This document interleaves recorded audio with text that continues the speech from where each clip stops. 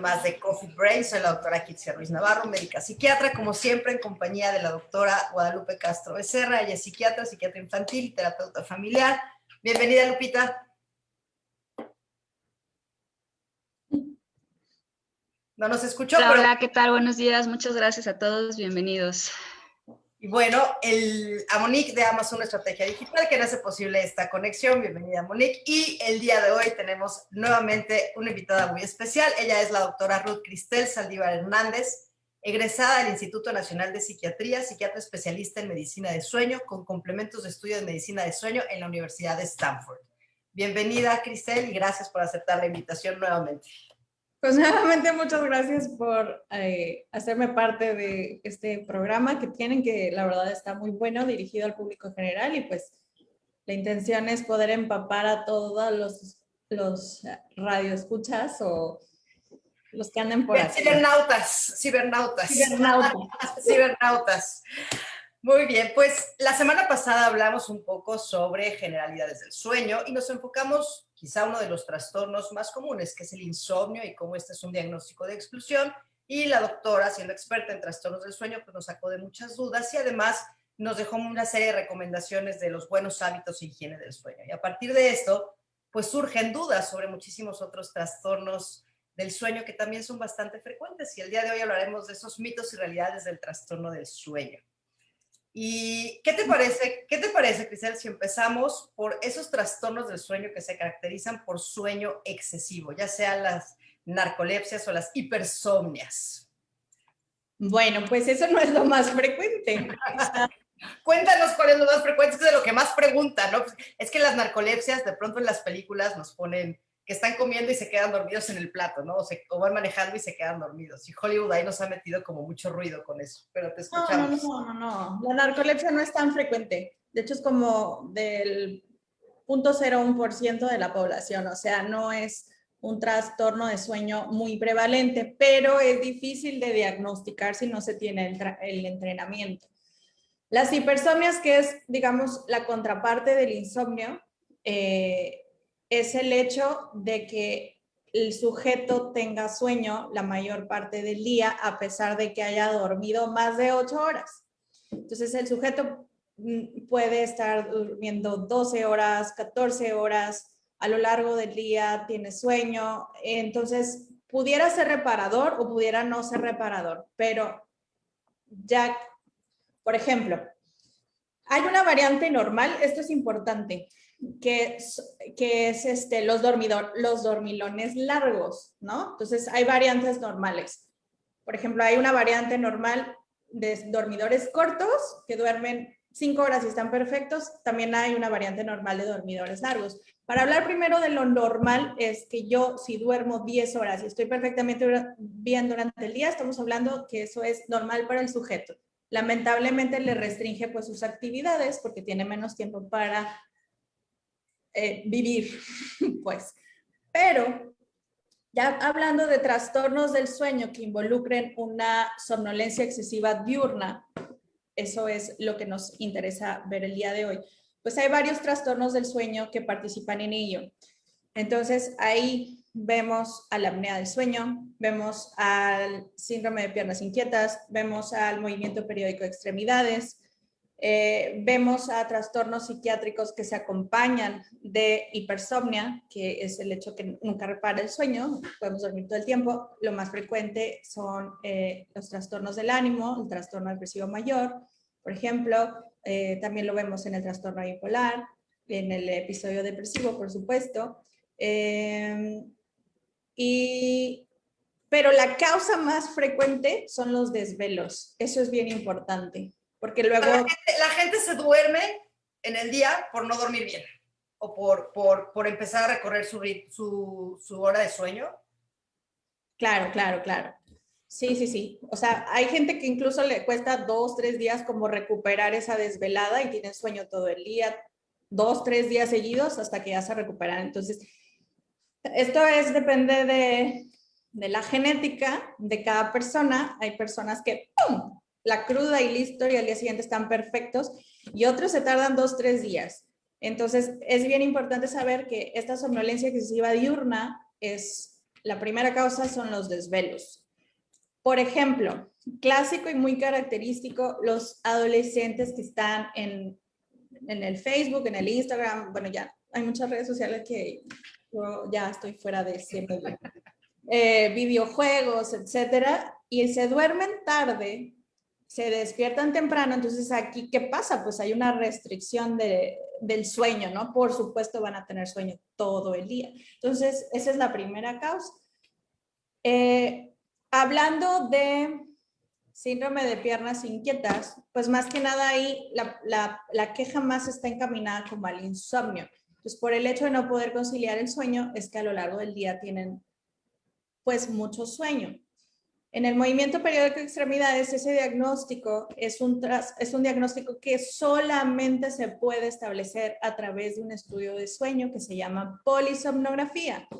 Ojo, bien importante porque hay muchos pacientes que llegan al consultorio pidiendo un estudio de polisomnografía, porque ya la gente ya se empieza a empapar un poco de cómo se trata, buscan en internet, etcétera. Los estudios de polisomnografía existen varios tipos, pero hay unos que son caseros y hay otros que son en el laboratorio. Son diferentes y las indicaciones son distintas. No podemos a todo mundo darle por la comodidad de que lo haga en casa porque es más cómodo, más barato, etcétera. No. Ese estudio que se hace casero no mide la actividad del electroencefalograma, o sea, no mide la actividad eléctrica de la cabeza, ¿no? Entonces, ahí no podemos saber las fases del sueño, no sabemos si está despierto, si está dormido, solamente es para ver los parámetros respiratorios, tan. Entonces, así no se puede diagnosticar una actividad eléctrica normal de las extremidades que está condicionando un hiperalertamiento, o sea, que se esté despertando el sujeto, aunque no sea consciente de estos alertamientos. Porque la persona puede pensar que durmió toda la noche, pero la mayor parte de la noche son microdespertares que no son registrados en la memoria. Entonces, eso es muy importante. Un estudio de polisomnografía. Ya sé que esa no era la pregunta y me voy. Sí. No, pero es lo que te iba a preguntar, si nos puedes explicar un poquito en qué consiste este estudio, porque como bien dices, la gente ya se mete a internet muchas veces a leer de me tienen que hacer un polisomnograma. Entonces, platícanos un poquito en qué consiste el estudio. Entonces, el que acabo de decir es poligrafía respiratoria, que realmente se llama polisomnografía tipo 1, pero entonces solamente nos sirve para descartar apnea del sueño.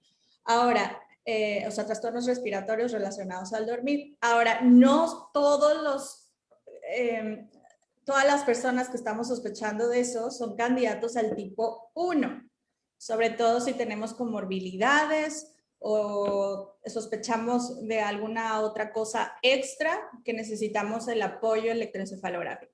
Ahora, un estudio, dije tipo 1, ¿verdad? Me equivoqué. Sí. Tipo 3, una disculpa. La polisomnografía tipo 1 es la que se hace en el laboratorio de sueño y esa es la polisomnografía por excelencia y no hay nada que se le compare para diagnosticar los parámetros del sueño, ¿no? Ni la actigrafía, que ahora en los smartwatch hay, ni en los dispositivos electrónicos, ni en la laptop, ni nada de esas cosas. Es la polisomnografía el gold standard para hacer algunos diagnósticos, como este que estoy hablando del movimiento periódico de extremidades. Ahora, la polisomnografía mide varios parámetros. Mide la actividad eléctrica de la cabeza. Entonces hay varios electrodos que son como chuponcitos que van en la cabeza que miden las fases del sueño. Para apoyarnos y poder saber las fases del sueño necesitamos unos electrodos al ladito de los ojos para ver el sueño REM, de Rapid Eye Movement, o MOR, de movimientos oculares rápidos. Nos apoyamos también de unos en el mentón para ver la tensión, porque la tensión baja, de los músculos va cambiando. Cambia dependiendo de las fases del sueño. En vigilia es también completamente diferente. Y también vemos la actividad, monitoreamos el corazón, monitoreamos obviamente, hay una banda torácica, una banda abdominal, para ver pues más específico los trastornos respiratorios al dormir. Hay una cánula nasal u oronasal. Esto en compañía de esto otro que estoy platicando, específicamente es para los trastornos respiratorios al dormir, que creo que ya va a haber una plática dedicada para eso. Hacemos un anuncio que la próxima semana va a estar con nosotros la doctora Liliana Padilla, ella es otorrinolaringóloga, especialista en trastornos del sueño desde el punto de vista mecánico como tal. Sí. Es correcto, entonces no me voy a meter tanto por ahí. Y en las extremidades se colocan también otros electrodos, es justo para medir la actividad eléctrica. Puede ser de las piernas, nada más, o en ocasiones nos tenemos que apoyar de los brazos. Entonces, como en conjunto, bueno, también vemos la saturación de oxígeno, ver cómo anda el oxígeno a lo largo de la noche, por esas pausas respiratorias o lo que sea que pueda existir, que tanto desatura el paciente, o sea, que tanto está bajita la oxigenación en sangre. Entonces, por ejemplo, hablando de este trastorno de movimiento periódico de extremidades, solamente se puede saber con este estudio. O sea, el paciente dice, no, es que no, yo no lo siento, yo estoy perfecto, yo duermo toda la noche y sigo teniendo mucho sueño.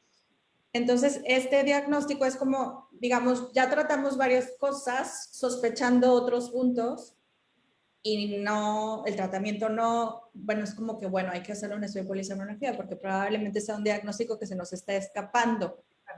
Claro, claro, y entonces esto es bien importante. A ver, déjame preguntarte una cosa. ¿El compañero de cama o de habitación puede ver algo en el paciente cuando se sospecha este trastorno de movimiento periódico de extremidades o no?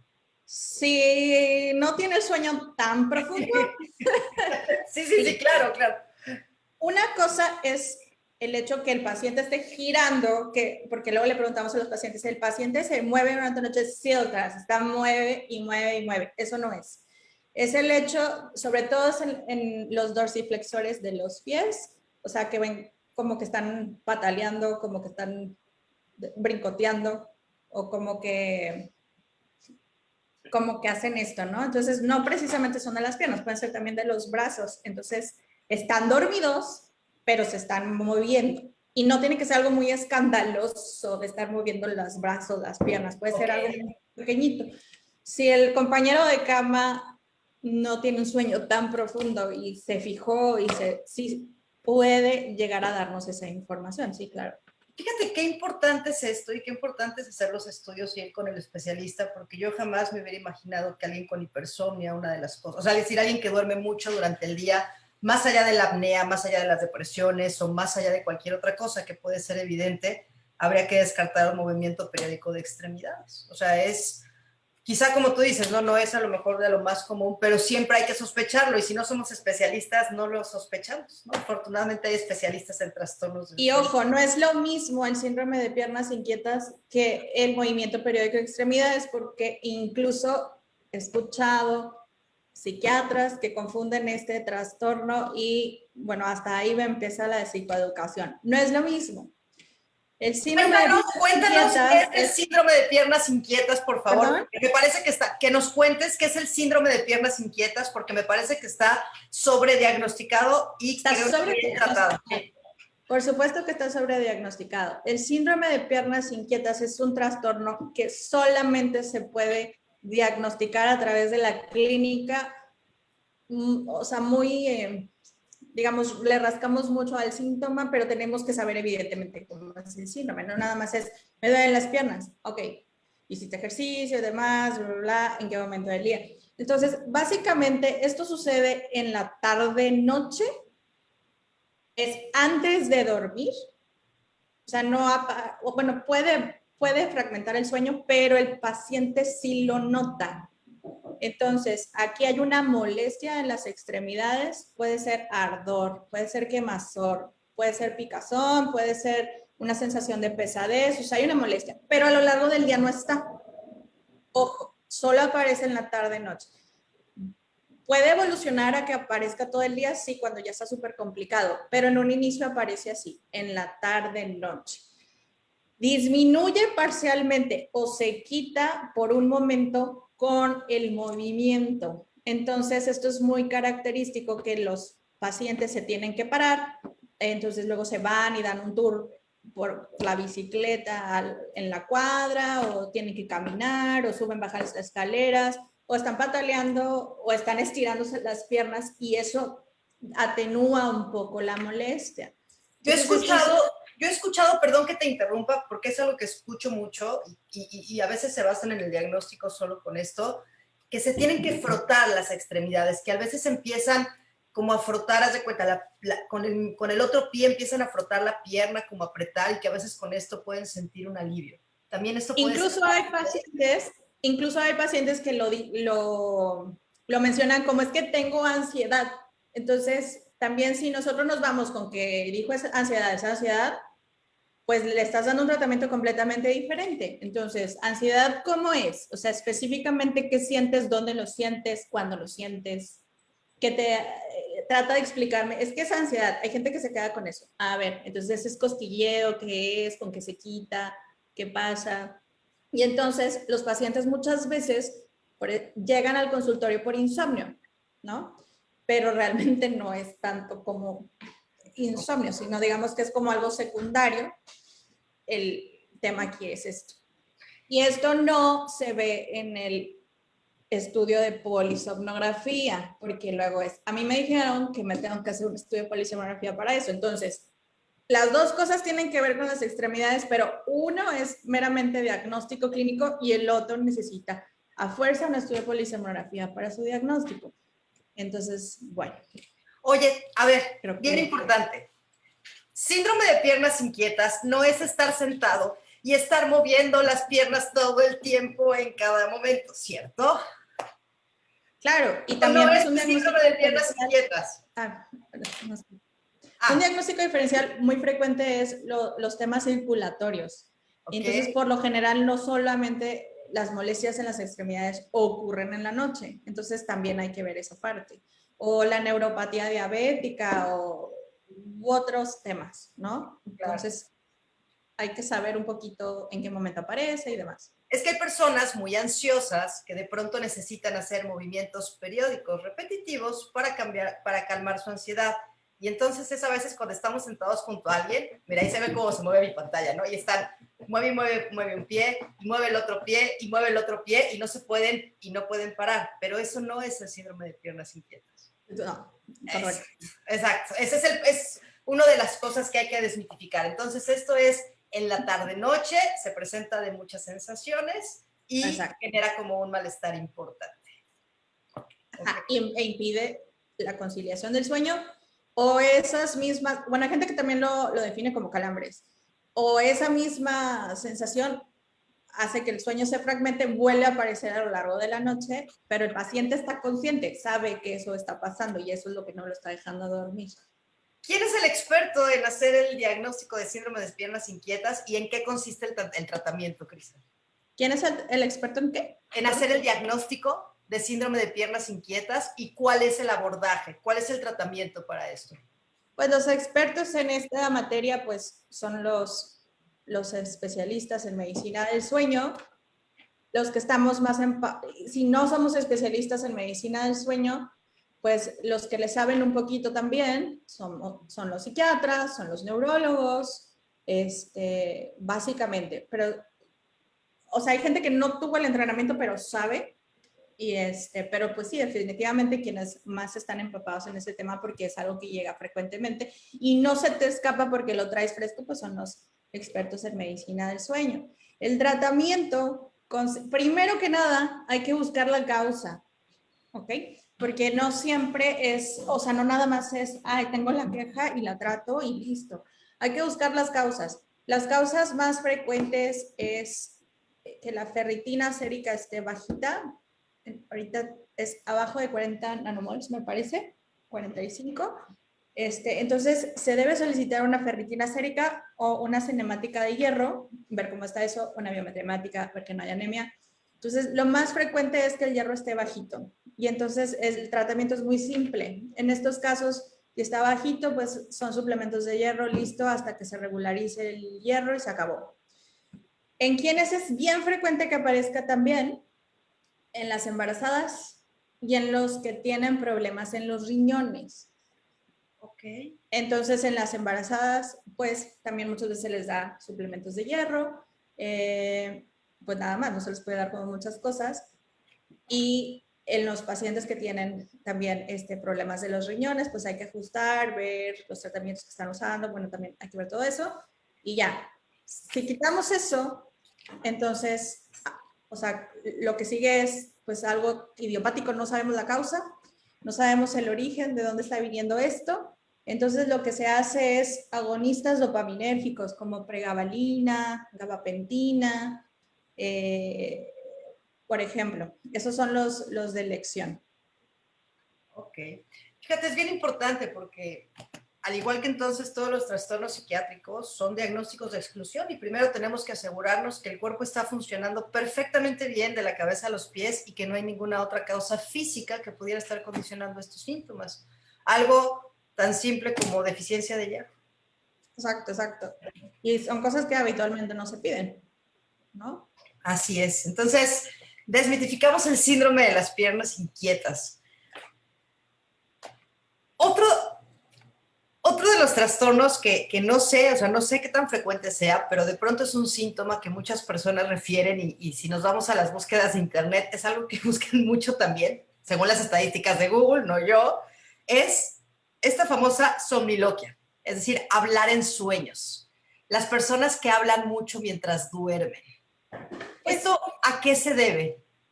no es algo que se considera como una variante normal, Ajá. mientras que el sujeto no se incorpora a la cama, o sea, que se siente o que se pare o que salga corriendo. Es una variante normal, pues puede haber ahí una disociación un poquito entre las fases del sueño, pero no es algo que se trate, no es algo que ponga en peligro, o sea, no pasa nada. Digamos que es algo normal dentro del sueño, o sea que sí. Puede ser normal, sí. Y hay quien lo presenta con mayor frecuencia sin que necesariamente sea o sea, tenga una repercusión clínica. Correcto. Sobre todo puede ocurrir más cuando el sujeto está estresado por alguna situación, tiene sueños inquietos, pesadillas y demás.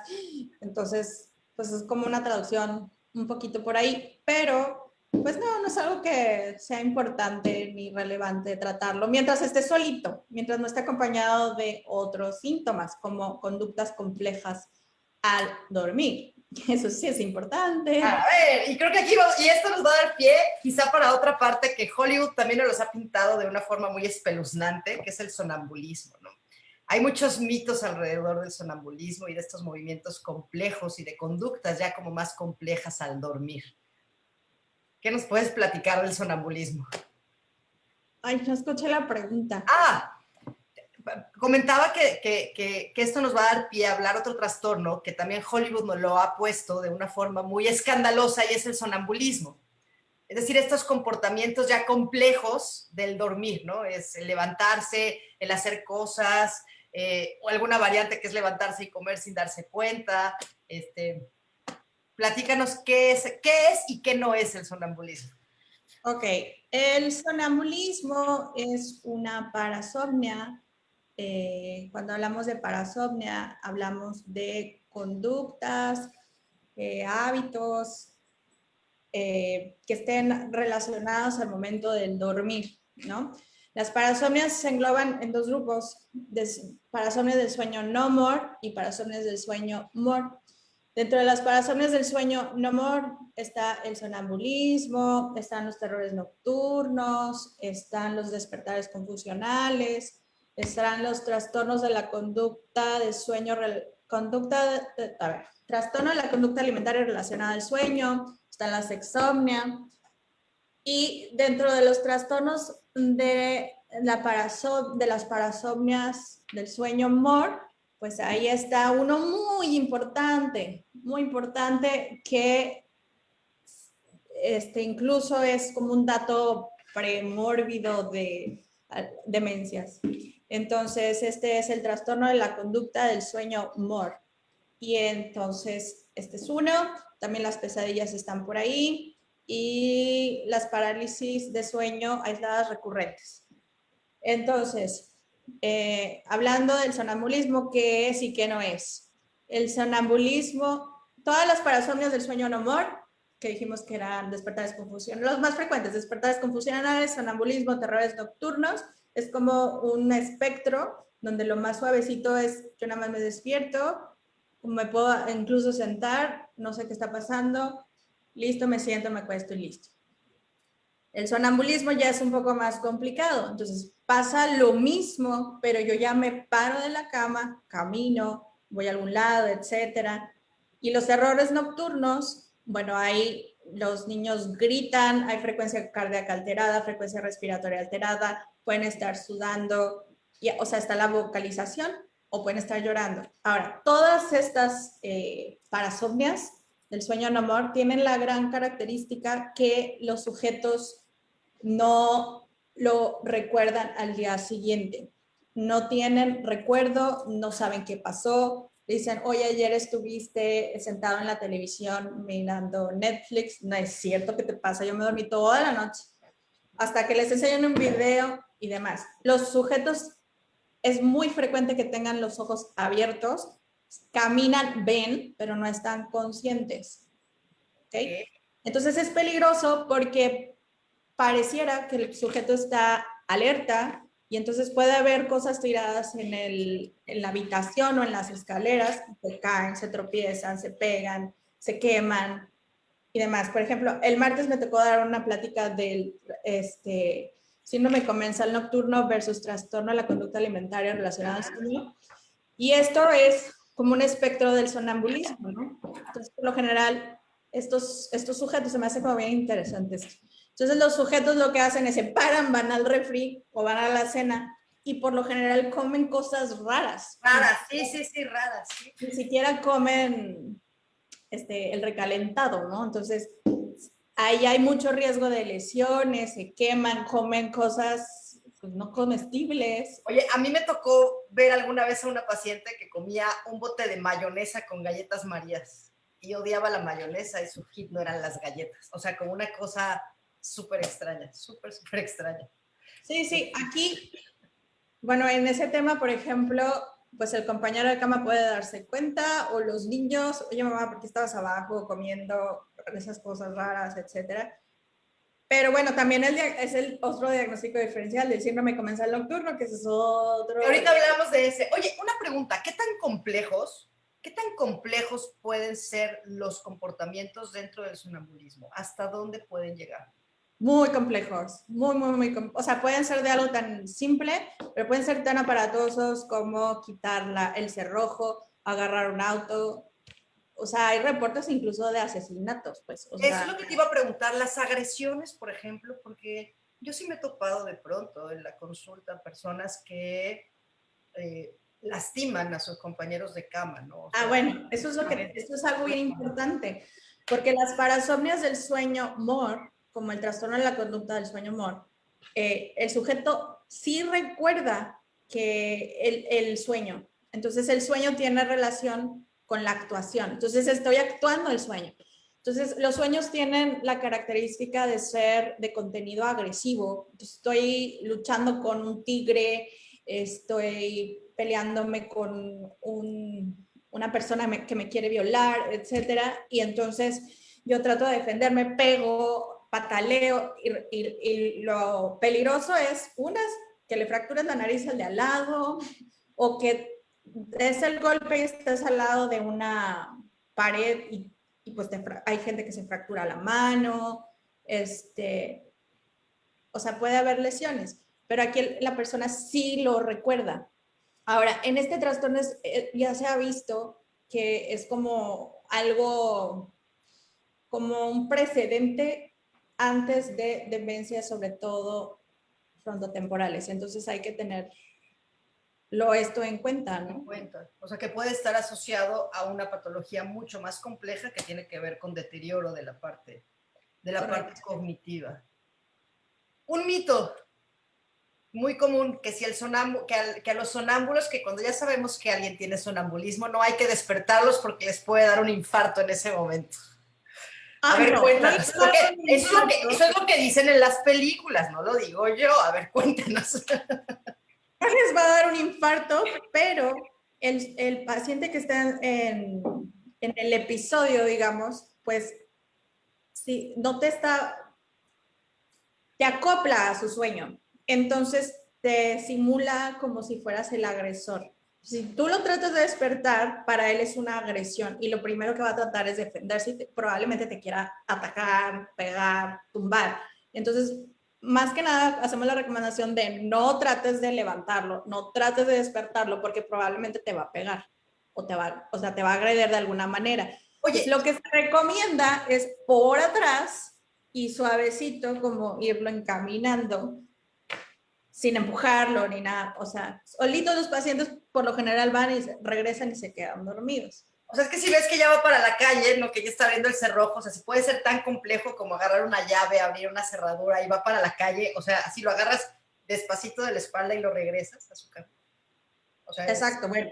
Ahora, cuando se trata del sonambulismo, cuando es un acto frecuente, cuando está ocurriendo diario o cuando las conductas son muy complejas, ¿no? O sea, en la residencia incluso había alguien que en las guardias había que amarrarla porque si se salía corriendo, pues.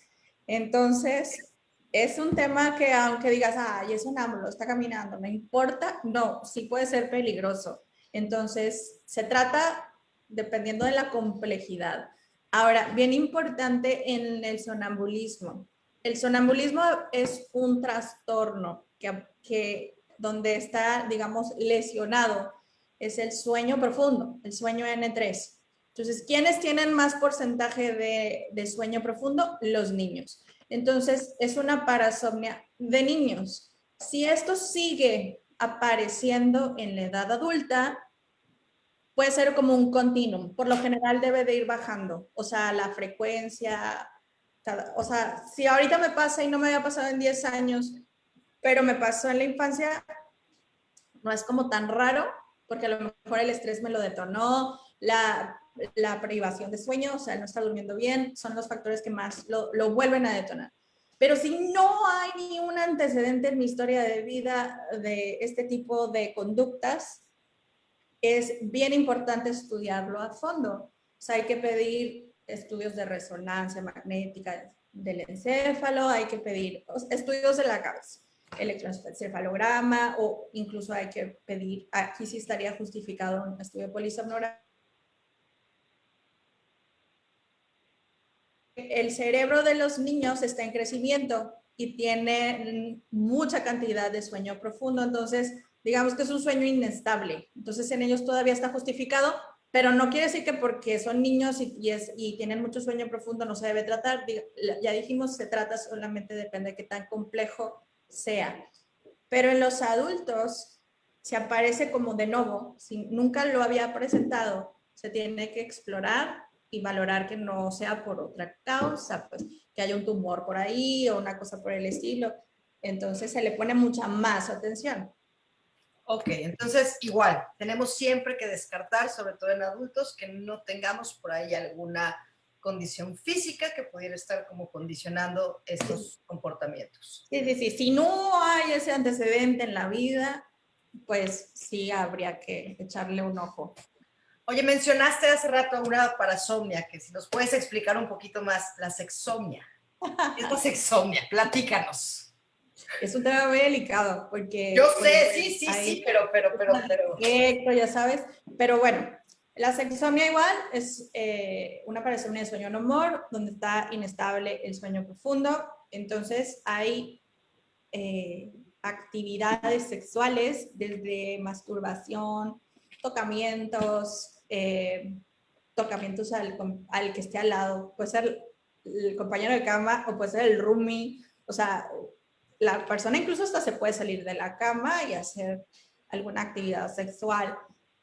Es bien interesante porque todavía falta mucho por estudiar. O sea, todo lo que estoy diciendo tampoco es que dijo la doctora y así es. No, porque hoy puedo estar diciendo esto y al rato se siguen investigando más cosas y puede cambiar. Pero lo que se sabe al momento de hoy es que por lo general las actividades sexuales que hace la persona estando despierta no son las mismas que hace estando en estos episodios de sexomnia. Okay. O sea, digamos, su comportamiento sexual es diferente.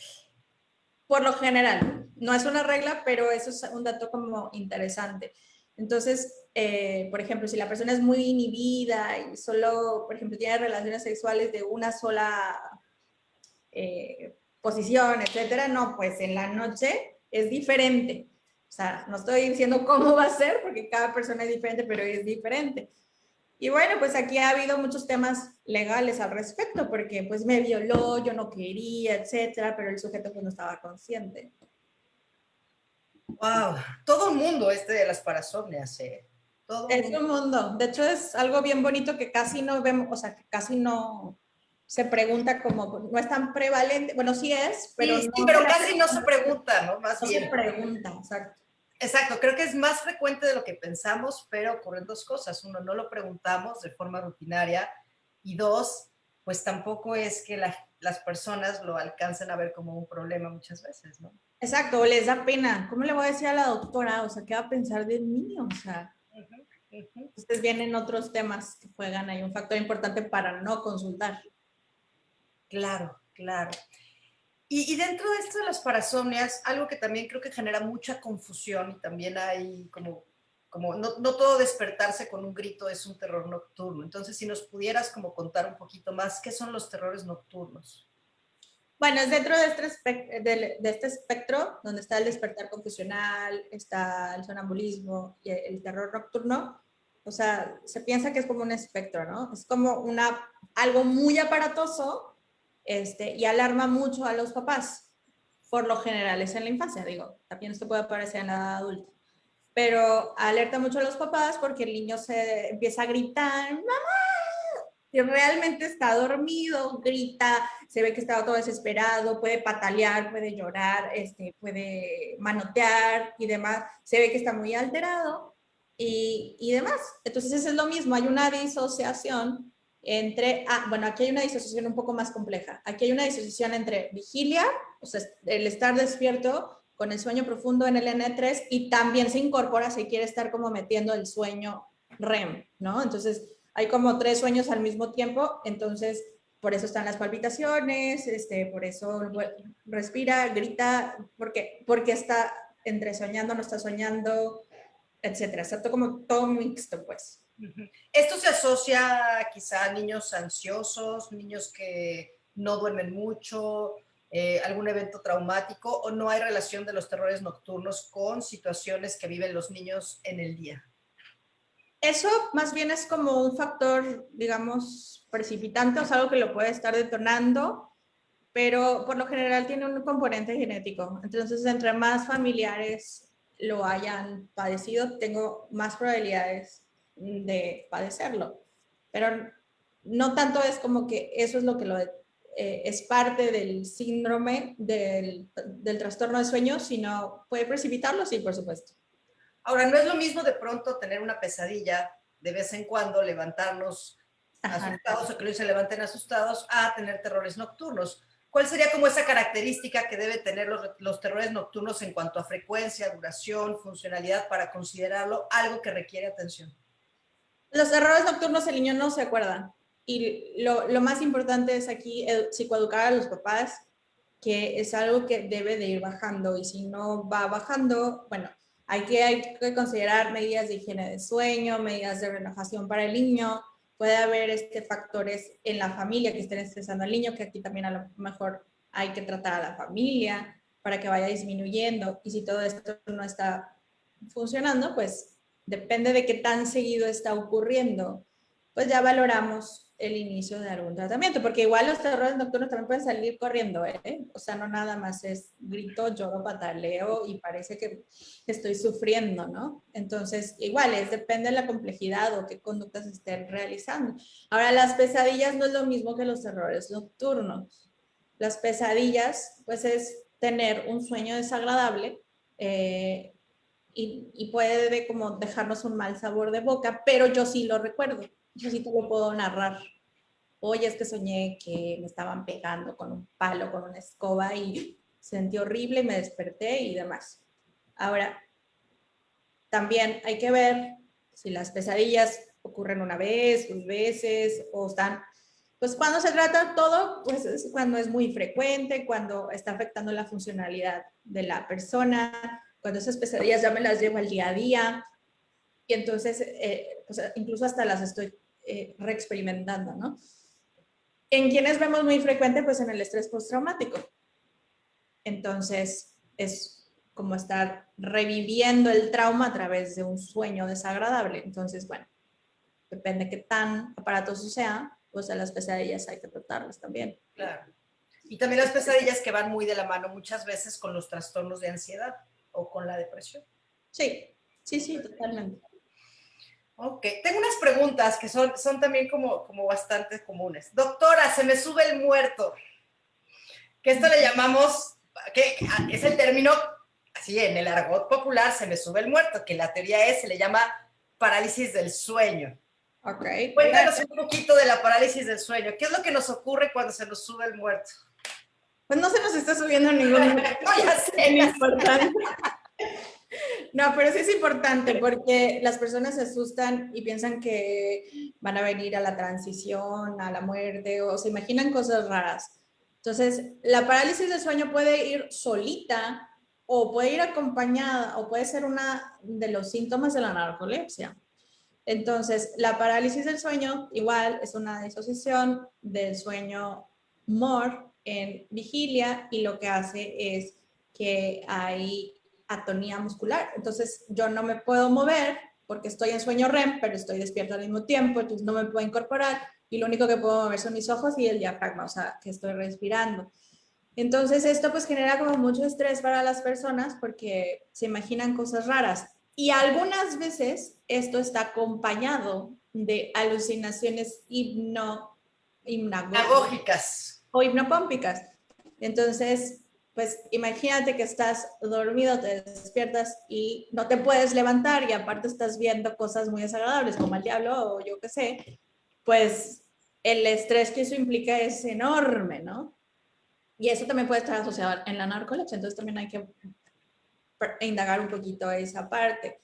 Ahora, en este tipo de trastornos, lo primero es que los pacientes tienen medidas de higiene de sueño, tienes que aprender a dormir, tienes que relajarte. Los factores que más predicen es el estrés y la privación de sueño. Eso es como algo que vemos todo el tiempo, todo el tiempo, todo el tiempo, todo el tiempo. Eso es lo que más hace que aparezca. Y aparece sobre todo en gente joven. O sea, estamos hablando de desde los 15 años, por ejemplo, gente hasta adolescentes, pues. 15, 20 es como lo más frecuente.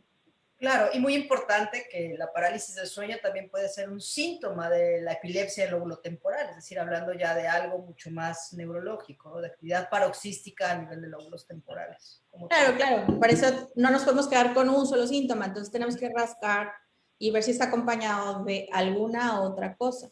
Y entonces no hay que quedarnos con que se nos subió el muerto, sino más bien si es algo que se presenta de forma constante, bueno, pues es algo que requiere atención y hay que estudiarlo.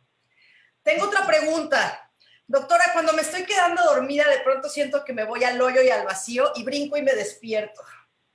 ¿Esto qué es? Platícanos. Porque si esto pasa al inicio del sueño, es más que nada cuando el cuerpo está muy, muy, muy cansado y lo primero que quiere hacer es entrar al sueño profundo, entonces es algo completamente normal y puede ser hasta cierto punto esperado. Cuando aparece durante el sueño, ahí sí hay que buscar otras cosas. Por ejemplo, las epilepsias nocturnas, hay que ver que no sea un dato de esto, o simplemente los movimientos periódicos de extremidades, o sea, hay que ver en qué momento aparece, porque hay gente que se asusta y dice, es que siento que me voy a caer y no sé qué, al inicio del sueño no importa. Entonces, no importa que sea como muy periódico y que incluso sea ya como un motivo de angustia, o sea, que las personas de pronto ya no quieran quedarse dormidas porque tienen esta sensación cada que van a dormir. Pues no, es solamente como psicoeducarlos, eso no es algo que se tiene que tratar. El hecho a veces de solamente explicarles. ¿Nos congelamos? Sí, nos congelamos un poquito. Aquí está, ya. Que el cuerpo lo único que está tratando es vencer ese sueño que ya le hace falta, que le urge y ya, o sea, ya se quiere brincar la fase N1 o N2, ya quiere aterrizar en sueño profundo. Eso es, básicamente. Si solo aparece al inicio de sueño, si no, sí tenemos que buscar alguna otra cosa. Ok. Doctora, es que mi hijo se mueve mucho en las noches y levanta los pies y levanta las piernas y de pronto como que se sacude. No escucho. ¿No escuchas? Va, otra vez, que otra pregunta muy frecuente es a veces con las mamás que ven que sus hijos o sus compañeros de cama muchas veces al estar dormidos empiezan a mover mucho las piernas y los brazos o incluso tienen como movimientos de contracciones. ¿Como convulsiones? Como convulsiones, pero dormidos. Como sacudidas Bueno. del cuerpo mientras duermen. Bueno, hay que ver si los movimientos son normales, si solo es un cambio de posición, si está convulsionando, por lo que acabamos de hablar ahorita de la epilepsia nocturna del lóbulo frontal, por ejemplo. Entonces, los pacientes hacen conductas que también pueden semejar como el tema de conductas complejas como el sonambulismo y demás. Entonces, pueden ser igual de complejas y hay que estudiarlo, por ejemplo, por supuesto. Pues no sé, creo que ya es como un poquito repetitivo. Sí, ok. ¿Algún otro trastorno del sueño que tú como experta en esto sea uno de los principales motivos de consulta? Que digo, del insomnio ya hablamos un poquito. Claro, se me olvidó uno que es bien importante y que también se nos pasa por alto muy frecuente. Sobre todo cuando hablamos de insomnio o hipersomnia. Muchas veces ni siquiera es eso, sino que hay un trastorno del ciclo circadiano. Entonces, la fase principal del sueño o está retrasada, o está adelantada, o está irregular, o va free running, que un día me da sueño a tal hora, luego más tarde, luego más tarde, más tarde, más tarde. Entonces, esos son trastornos en donde el reloj biológico de sueño de la persona está alterado. Y entonces, por ejemplo, se tratan de ir a la cama a las 10 de la noche, el sueño no les entra hasta las 4 de la mañana y pues se tienen que parar a las 6 de la mañana, 7 de la mañana para ir a trabajar. Entonces ya durmieron 3, 4 horas y ya no les vuelve a dar sueño porque su hora de sueño es como de 4 a, si los dejas libre, pues de 4 a súmale 8 horas o 6 horas o lo que sea. Entonces aquí es bien importante siempre valorar que si en estos sujetos los dejas libres, o sea, en sus periodos de descanso, en sus vacaciones, días festivos, fines de semana, y los dejas dormir, el punto cardinal aquí o clave es si descansan con lo que duermen en el horario que duermen, entonces estamos hablando muy probablemente de un trastorno del ciclo circadiano. Entonces, puede ser retrasado, y eso ocurre mucho en los adolescentes, duermen un poco más tarde, adelantado o avanzado, eso ocurre mucho en los adultos mayores, entonces el sueño les llega a las 7 de la noche, pero se despertaron a las 2 de la mañana, 3 de la mañana y pues es una angustia porque dice, tengo insomnio, se me va el sueño a las 2, 3 de la mañana y no puedo volver a dormir, pues no, no es insomnio y el tratamiento es completamente diferente. Ok. Para ir cerrando un poquito este tema, la doctora Guadalupe Castro está con nosotros, pero está teniendo problemas de conexión un poquito, ¿no? Y entonces nos hace por acá unas preguntas y comentarios que quiere hacer, ¿no? ¿Cuáles son un poco las complicaciones de no prestarle atención a todos estos trastornos del sueño, sea en la fase del sueño que sea, y cuál suele ser el pronóstico en general de los trastornos del sueño? Pues es que no estamos hablando sí, de trastornos del sueño, depende del trastorno del sueño. O sea, varía mucho. O sea, nos tendríamos que ir trastorno por trastorno hablando de pronóstico, hablando de más. Pero pues hay que ponerles atención, sobre todo, pues las complicaciones, por ejemplo, las parasomnias, de no ponerle atención, pues las complicaciones sobre todo pueden ser lesiones, ¿no? Y eso es muy, muy aparatoso. Pues se pueden quemar, se pueden fracturar, pueden lastimar a otra persona, se pueden caer, se pueden matar. O sea, se caen de la cama, se pegan en la cabeza y adiós. O sea, entonces, pues es como muy variable, depende del trastorno del sueño. De las hipersomnias, pues habría que ver cuál hipersomnia, ¿no? Pero todas tienen tratamientos, ¿cierto? Yo me quedo dormida, voy manejando, me quedo dormida, pum, me estampo con un árbol, me mato. Entonces, bueno, creo que todos los trastornos del sueño, o sea, si yo no estoy durmiendo bien, punto, hay que ponerle atención. O sea, no es algo normal. Porque también, por ejemplo, a la gente adulto mayor, dicen, ay, está viejito, pues obviamente no va a dormir bien. No, también se le pone atención. Nunca es normal no dormir bien, nunca. Claro.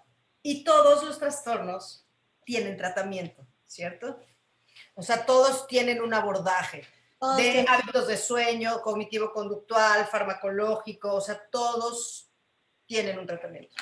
O mecánico, como lo vamos a ver. O mecánico, como lo vamos a ver la próxima semana. Tenemos por acá unos comentarios, gracias a Mercedes Navarro, Pilar Villarreal, Elisa Hernández, Sara Elisa Quiroz, Mona Green.